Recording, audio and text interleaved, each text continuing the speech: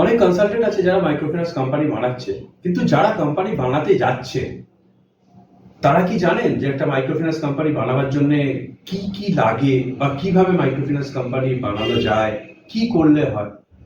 একটু শর্টে দুটো কথা বলে দিই। যদি আপনারা সেকশন 8 মাইক্রোফিন্যান্স কোম্পানি খোলেন, তাহলে মাইক্রোফিন্যান্স কোম্পানি খোলার পর কোম্পানির অ্যাকাউন্ট না খুলে ILC 25 হয় না, মানে কারেন্ট অ্যাকাউন্ট। অনেক ক্ষেত্রে আমি দেখতে পাচ্ছি যে কোম্পানি ILC 25 হয়নি, কিন্তু তার মেমোরান্ডাম আর্টিকেল অল্টারেশন হয়ে গেছে, MGT 14 হয়েছে।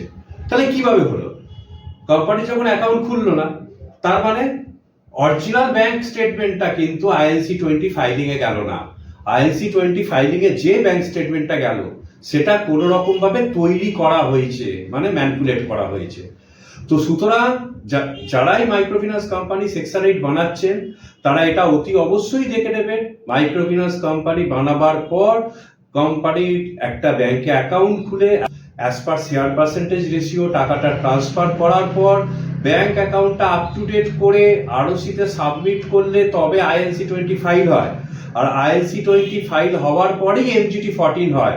MGT 14 মানে কিছু কোম্পানির কিছু পরিবর্তন। তো সেই জায়গায় মেমোরান্ডাম আর্টিকেলটা পরিবর্তন যখন হচ্ছে বা চেঞ্জ হচ্ছে বা অ্যাপ্রুভ হচ্ছে, মাইক্রোফিন্যান্স লেখা আসছে, তখন ILC 20 ফাইল করতেই হবে। নমস্কার।